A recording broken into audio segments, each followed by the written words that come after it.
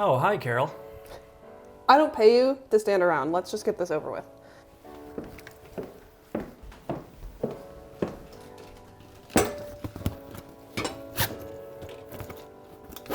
What do you think, just because you own SavageGeese means you can do whatever you want? What are you, 5 years old? What is all this? I'm filming my new cooking show. This is art. Shut up. Look, I've been dating my yoga instructor for 2 weeks now, and I think it's time to get him an anniversary present. So take the money, go buy me a McLaren, and make me a video. Okay. And I don't want to get any angry phone calls about your wheeling and dealing, so knock it off. This isn't Little League. Well, Carol really stuck it to me this time. I had to hop on a choo-choo train all by myself, like a creep, and take it to the end of the line. When I got off in the city, luckily, McLaren Chicago was extremely hospitable given my situation. When I got in the dealership, I could not believe the eye candy in this place. The paint colors, the diversity in selection, the vintage car, you could spend hours just oogling in here. Now, the thing is, if you're looking for a McLaren, this has to be one of the least pretentious buying experiences you'd ever have. You could literally take your shirt off in this place and they wouldn't care. But it was time to get Carol's boyfriend a car. So I talked to the sales associate about the fabric choices, the leathers, and then the paint colors. He showed me swatches, but my favorite was the models. And he tried to push the orange car, but I gave him red. And then it was time to get down to business. I showed him what my offer was, and he knew that it was time to make the deal.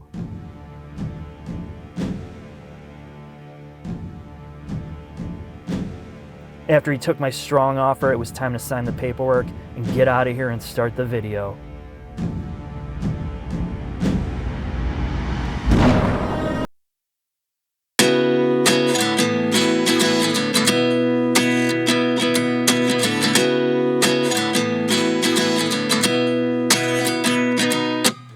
At 29 and I find myself wondering what did happen to the last 10. I ran away with my life, fast forward, never turn back again. It's kind of funny that the more we pass time, the more we need to set the rewind. And 19 was the year I had to leave you, but now I'm seeing all the signs. Is this really happening? I can't believe it's true. I'm just as surprised as you. Is this really happening? I can't be too sure, but one day I'll be yours again.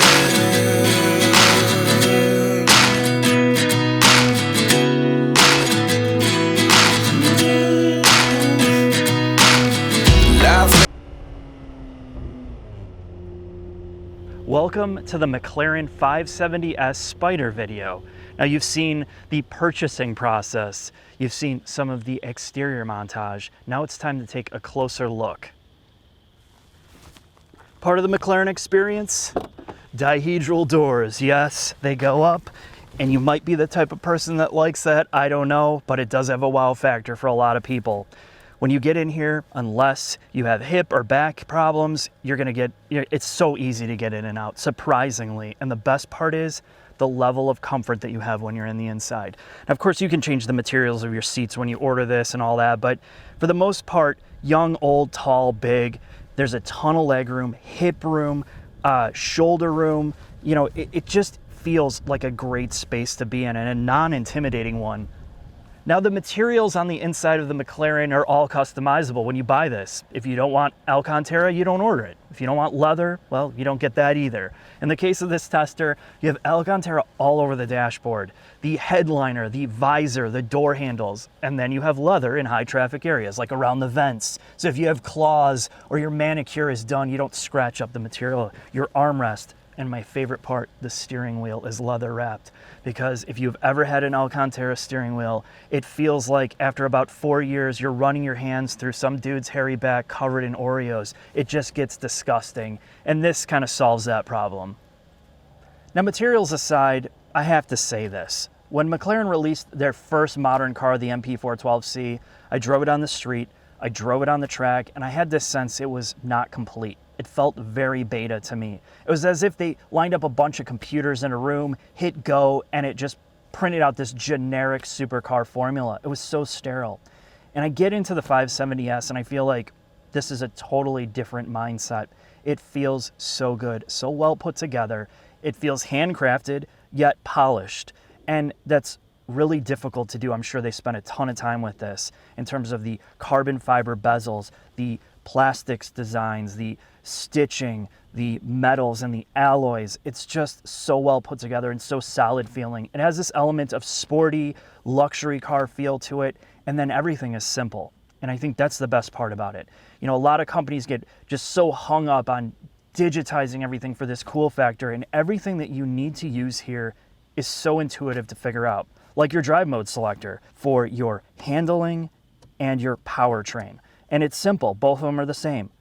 Normal, sport, and track. Toggle it, turn it to what you want, done. Engine start stop, your drive selectors, there's no silliness, you just hit D for drive or R for reverse. You know, your paddle shifters even, while they're carbon fiber, the cool thing about them is left is downshift, right is upshift, and you can even use one paddle to do both by pushing it forward or backwards. If you're crossed over and you can't reach the paddle, it's there and it's attached to the steering wheel. Now there's a few more things to cover before we go in the shop, like the infotainment or lack thereof. And what I like about it is this is a very simplistic approach. This seems like they tried to strip everything back as much as possible, and it's way quicker than it was in the 4C, which didn't feel finished to me. There's physical controls for most of the stuff. Your HVAC is tied to this, but for the most part, it's quick and easy to get around. The problem is this screen is easily washed out in bright light, and then when I wear my sunglasses, I basically can't see it at all. Now, getting around the menus is simple. I mean, phone, media, you see your basics here, but one of the worst parts was in testing, the navigation is horrendous. Don't even bother with it. It just seems so slow, laggy. Trying to figure out your input, I'd just rather pick up my phone and mount it on the window. So just be aware of that. If you opt for the Bowers & Wilkins audio system in here, it's pretty impressive. You know, for a car like this, you expect bad audio, but it's extremely clear. You just have to tweak your EQ to the way that you want it. Now there are some negatives to this LCD panel, go figure. The first being is you can tell the resolution isn't very high. Namely at night, you see more pixelation. The second thing and the worst thing about it is, oh my God, does this thing have horrible backlight bleed at night, which means when you dim it down, all you see is this kind of white plane across the whole thing. And at this price point, that's pretty unacceptable. I know McLaren can source a better LCD panel than this. Last but not least is the navigation. You have your stick at the top that you use as your turn signals and your brights, and then this bottom one controls all the menu substructure. And getting around for the most part when you get used to it is pretty intuitive. Like you pull back to bring up the side menus and then up and down to go through the menus and then hit OK, you push in to select. But this also helps to raise and lower the vehicle, which kind of gets confusing. You have all these things and you just have to spend some time getting used to it. But I do like the fact if you have that option, you can just simply raise it when you're parked. If you're going over speed bumps or areas that are really bad, like I was in Chicago, basically I had to cruise around under 30 miles an hour with the car raised all the time, and it's super easy to do there. Now, storage space is pretty wimpy. Honestly, it's what you expect from a sports car. There's no door pockets. Your cup holders are pretty small. I mean, there's good storage space for a phone and small knickknacks. Your armrest is pretty nerf, but for the most part, you know, if you're coming in here, just don't pack heavy. If you're a girl, medium-sized purse. If you're a guy, well, don't bring your blow-up dolls, I'll tell you that. Now, let's talk about the roof or the convertible operation. Let's raise this up so you can take a look.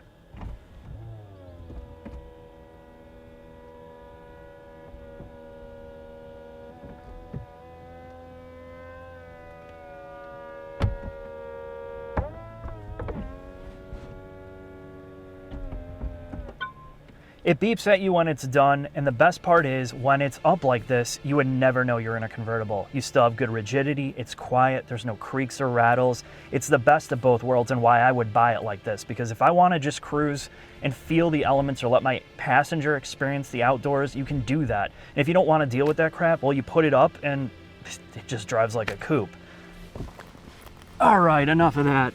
Let's head into the shop at McLaren Chicago and see the underbody and all the technical aspects of this.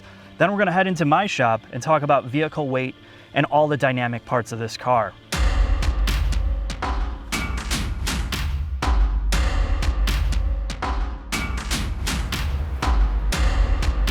Welcome to the In the Shop segment at McLaren Chicago with the 570S Spider on the lift.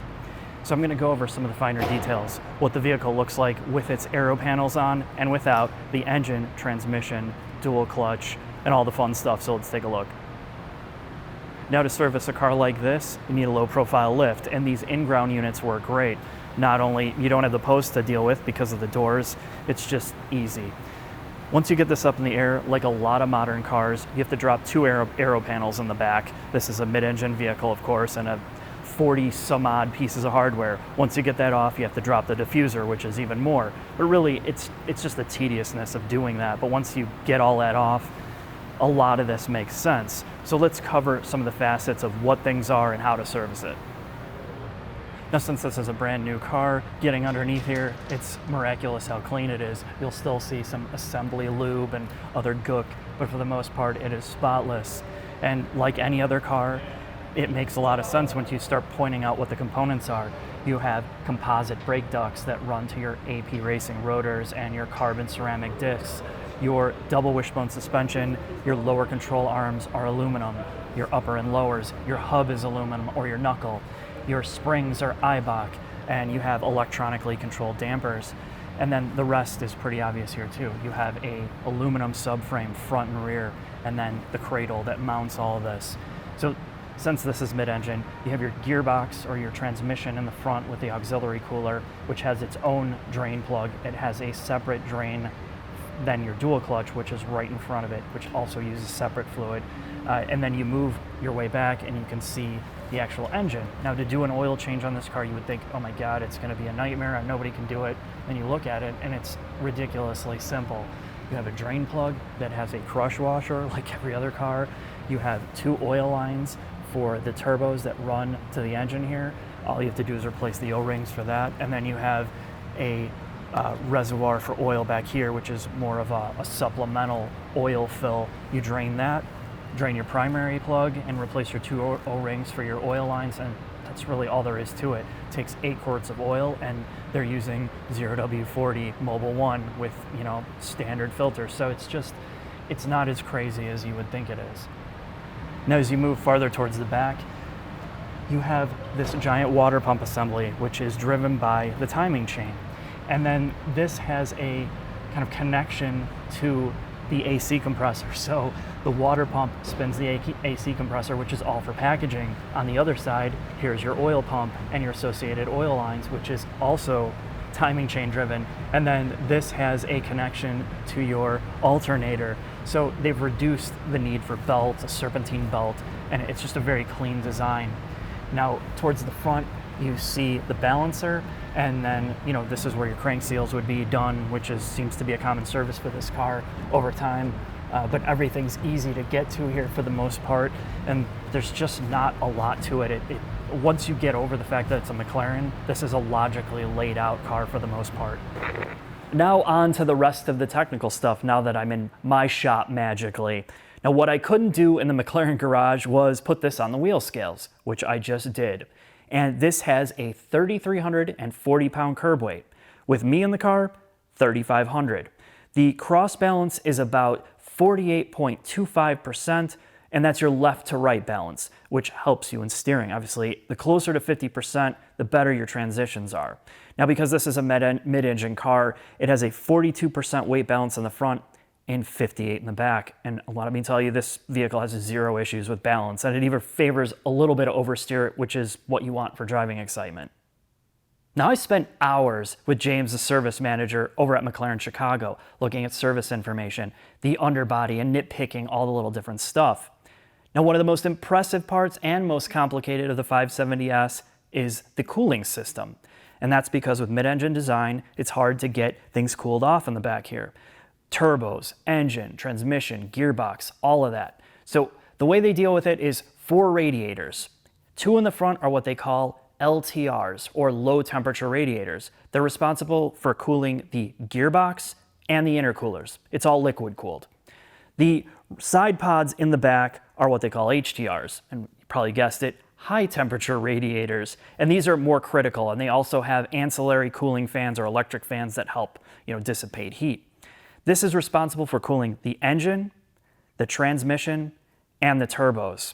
Now, there's also ducting, air ducts that run from there to help cool the AC compressor, which has a fusible link to the water pump. So if that AC compressor happens to have a meltdown and binds up, it's not going to take the water pump with it. It's just going to split the fusible link and, okay, you lose your AC. Same thing with the alternator on the other side, fusible link to the oil pump. So they've had this redundancy, well, not so much redundancy. They've tried to package this in a way where they don't have parasitic loss from belts and things that are belt driven. So that's really cool. Now, I talk about complication with a lot of performance cars. The more you add, the more performance you have, the more that you need to keep an eye on. And this is no different. With a cooling system like this, the complications are you have a lot of connections, a lot of hose clamps, and it's something you just have to monitor over time. And of course, as I said before, bleeding the system. It's got to be done right with all the coolers and the lines. To get the air out of it is going to take some time. But everything on here is surprisingly simple to get to and work on. I mean, of course, there's going to be some things where the mechanics are going to be swearing and just, nonsense. But even like taking the wheels off, just standard wheel studs, just zip them out, torque them back down, done. I mean, there's just nothing obscenely ridiculous about it. Now, the cost is going to be more of, this is a supercar. You have a carbon ceramic discs. If you have to replace those, I mean, you're going to be in the poorhouse. So there's little things like this. If you're aware of this going in and you're going to keep it long term and you're really going to punish.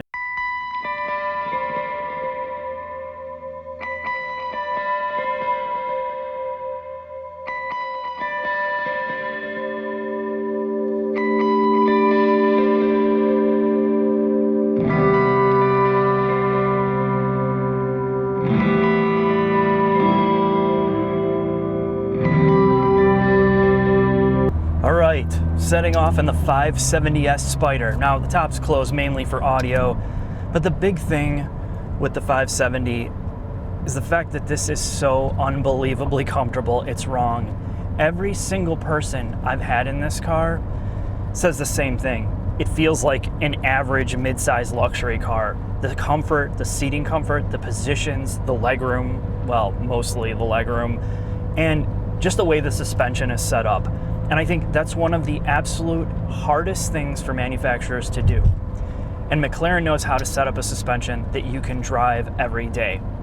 They use electronic dampers that have individual rebound and compression settings. These don't have the active dampers with the hydraulic system like the 720, but this definitely rides better than the 488 Spider that I drove. It's more comfortable in its regular setting, and it's more comfortable in its track setting. And I think this is designed to be that supercar that you can drive every day, but it has a great range of suspension adjustment with the package that you can raise and lower it over bad speed bumps or, just areas in the city or hills and humps that you can't get over. It gives you that option too. And I think that's why I really like driving this car. It's a lot more practical than you would think. Now, the biggest negative part about that is just the way that it looks. Again, I said in the shop as a joke, if you have a big ego, this isn't going to help because every single person rubbernecks to look at this thing. They look at it, they stop to look at it, they take pictures. Even when you're screwing around, if you want to have some fun on the street, somebody's going to be taking a video of you and posting it online. So it's really annoying in that regard. Now, what else can you expect? With the top in the closed position, this feels exactly like a coupe. There's no rattles, there's no creaks. It's quiet in here. There's literally no sacrifice to having the Spider, which is exactly why I would buy this over the coupe. You might as well, because certain people that you're going to ride with would like the top-down experience. I think what's surprised me the most is how well this does over broken pavement. I can't believe it, and in fact, it's better than some vehicles with air suspension I've driven that are supposed to be luxury cars. And I think that's again, it's a testament to their engineering that they want to make this a usable car for people. Just because you spend, $200,000+ on a car doesn't mean that you want to get, your kidneys knocked out. And I think so many people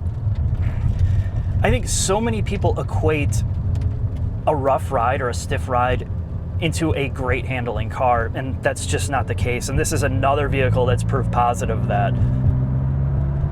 Really, I think the biggest surprise is how normal this feels. You put it in fully automatic mode, you don't even use the paddles. It's like a mid-sized luxury car in terms of comfort, the shifting, smooth, all of that. So you might be wondering, why the hell would you spend all this money if it feels so normal? Well, to answer your question, it's pretty much this.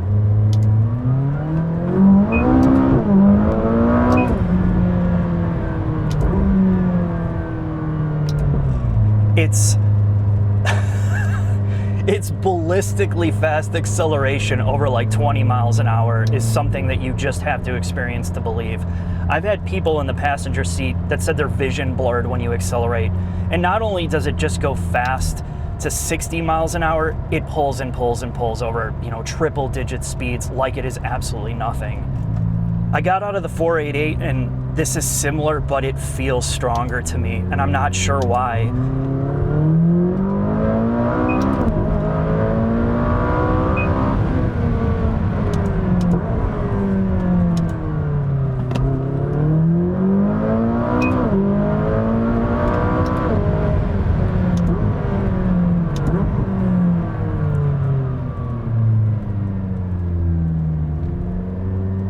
Now I'm going to give you a little bit of the sights and sounds of the transmission because I'm going to talk about that a little here.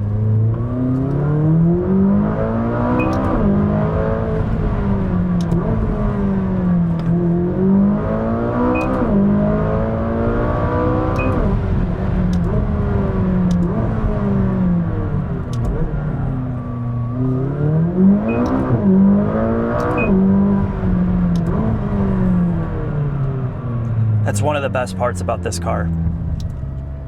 You hear all these horror stories about dual clutches being herky-jerky and not smooth. The fact that this can go to being almost luxury car level during normal driving, well, starts are a little bit jerky, but not bad, to going to flat out lightning fast shifts up, shifts, and downshift. It's one of the reasons why I love driving this so much.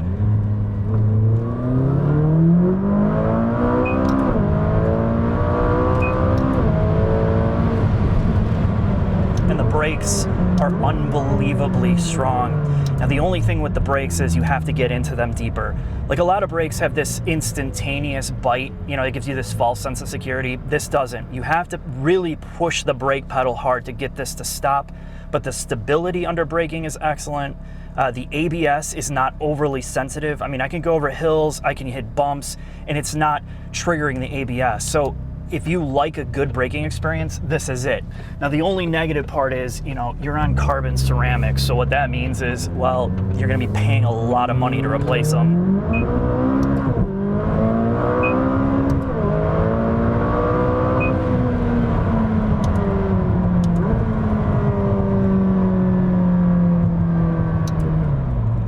And I think that's the biggest thing about this car is its split personality.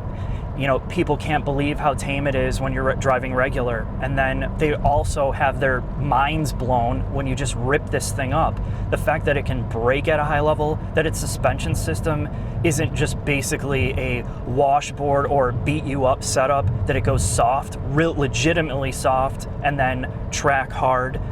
The transmission is lightning fast and it can be lazy. I mean, I don't know how much better you can do something like this while still giving you the feeling that it's well connected to the road. The rigidity, the steering feel. This is an amazing car, honestly. Well deserving of its price range if you're somebody looking for this. I mean, the only things I can complain about are really the gauge cluster, the infotainment, just crap like that you don't even pay attention to when you're really driving the pants off this. Now I'm gonna come to a stop here and put the top down because that's what this car is about. Let's see how that is. Now it's pretty fast overall. You could do it at a light, and this is when this car comes alive. I'll be completely straight with you. This is the main reason I would buy this, is because you can hear and feel everything. One of my favorite cars has been the S2000. It's because it was cheap, reliable, and you got the experience of all the open elements and the engine sound, and that's what you get with a Spider or a convertible.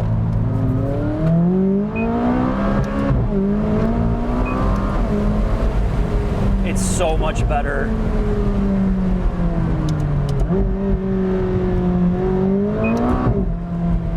You hear the exhaust. You hear your $4,000 on that sports exhaust come to life.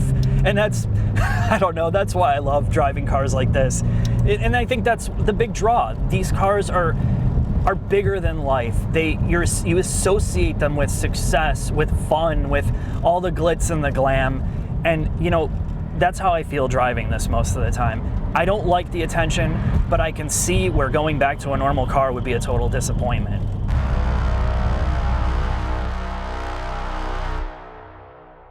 final thoughts on the McLaren 570S Spider. The first thing I'm going to say is how incredibly normal this vehicle feels to drive every day. And everybody that's been in it says the same thing. It feels like a normal sporty car. The suspension goes soft enough where it handles bad pavement without killing you. And when you want to drive flat out, well, you have a mode for that where it stiffens up greatly without being overly complicated like the 720S. Then you have the carbon tub, which adds all the rigidity that cars like Ferraris don't have. And it gives you this sense of connectedness to the car without ever feeling jittery. And namely with the convertible option, it's unbelievable how rigid it feels even with the top down. I mean, there's literally no trade-offs there. I like the fact that you can drop the top. It's pretty quick, but you hear the engine noise, you hear the exhaust noise. And if you opt for the sport exhaust, you're gonna love the way it sounds in downshifts. This is a matured sports car, a matured driver's car that happens to have supercar appeal. And yes, it is expensive. And if you're somebody looking for this, I wouldn't be surprised if you just drive it once and be done. You're gonna have it in your garage. It's a driver's car. There's an element of simplicity there that I love about it. Now, there are some downfalls, and it's mostly just stupid stuff. Like the seat adjustments are ridiculously bad and unintuitive. The gauge cluster the LCD panel is really bad. The infotainment could use a lot of work, to be honest. But these are things that you're not buying the car for. Overall, the dynamics, the driving experience, the transmission, the motor, everything is at the highest level possible, and that's what you expect from a car maker like McLaren. Now, I've said this at the beginning of the video. If you're gonna buy a car from McLaren Chicago, it has to be one of the least pretentious buying experiences you'll ever have. It brings a lot of joy to it. From the service department to the salespeople and even corporate, the support that I've gotten through this whole process was really good. And it's part of the car ownership experience. You're not just buying a car, you're buying a brand, and you want to know that you have the support. And I think that's a huge pro of this for me. And that is it. I hope to see you next time. Take care.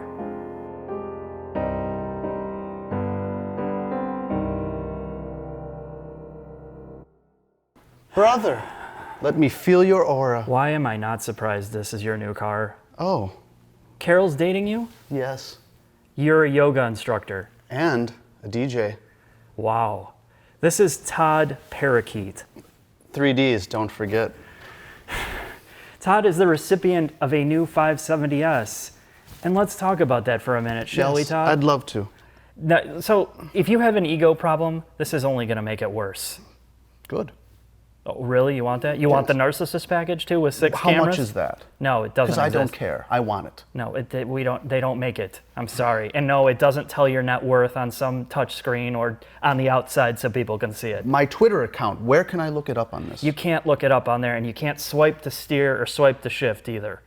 You know what? I have to be in the car to drive it.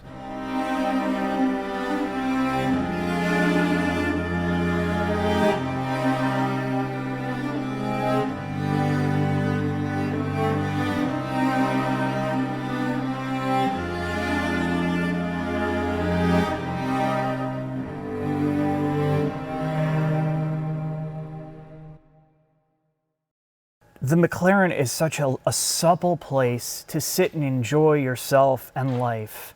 That much I can tell you. What is going on here? This damn aura meter is going bonkers upstairs. I can't make a good cup of kombucha tea.